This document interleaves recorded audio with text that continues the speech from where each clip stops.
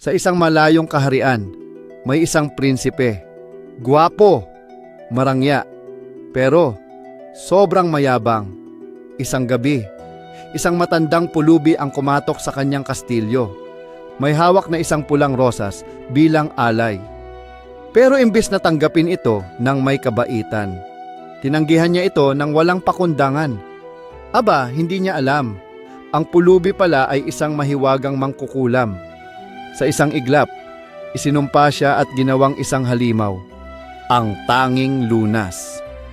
Matutong magmahal at mahalin ng tunay bago malagas ang huling talulot ng mahiwagang rosas. Samantala, sa isang tahimik at makulay na nayon, namumuhay si Belle, isang dalagang kakaiba sa lahat.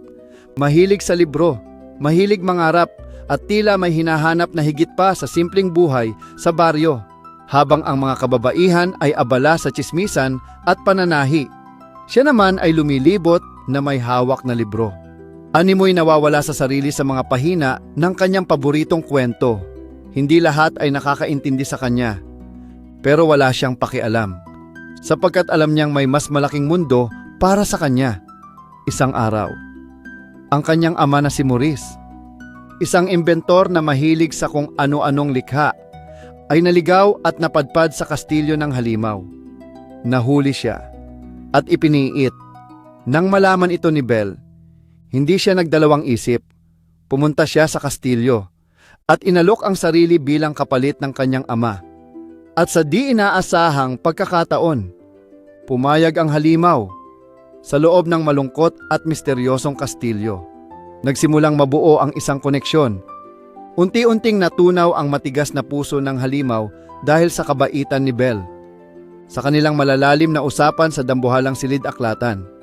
Sa kanilang paglalakad sa mahiwagang hardin, kung saan namumulaklak ang mga kumikislap na bulaklak. Unti-unti, nagbago ang kanilang mundo at dumating ang hindi malilimutang gabi. Ang sayaw sa ilalim ng kumikislap na chandelier, sa gitna ng engrandeng bulwagan, sa ilalim ng mga ilaw na parang tala sa kalangitan. Umiikot si Belle sa piling ng halimaw. Ang kanyang gintong bestida ay kumikislap, tila alon ng mga bituin. Habang ang halimaw, na hindi na mukhang halimaw sa kanyang mga mata, ay hinahawakan siya ng may pag-iingat at pagmamahal, pero hindi pa tapos ang kanilang pagsubok. Nang bumalik si Belle upang sagipin ang kanyang ama, ang mayabang at naiinggit na si Gaston ay nagpakalat ng takot sa mga taga nayon. Tinipon niya ang mga tao upang lusubin ang kastilyo.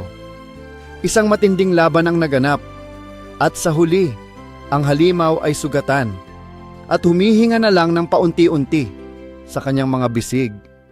Niyakap siya ni Belle. At sa puntong iyon, sa taos-pusong pag-amin ni Belle ng kanyang pagmamahal, isang liwanag ang bumalot sa katawan ng halimaw. Ang sumpa ay nabasag. Sa harap ni Belle, isang bagong anyo ang lumitaw, isang gwapong prinsipe. Ngayon ay may mga matang puno ng kabaitan at pasasalamat. Nagbalik ang sigla ng kastilyo. Ang mahika ay naglaho, pero ang mahika ng pag-ibig ay nanatili. Magkahawak kamay, sina Belle at ang prinsipe ay tumingin sa bagong umagang puno ng pag-asa. Isang masayang wakas, isang patunay na ang tunay na kagandahan ay nasa puso at ang pagmamahal ay may kakayahang bumago ng mundo.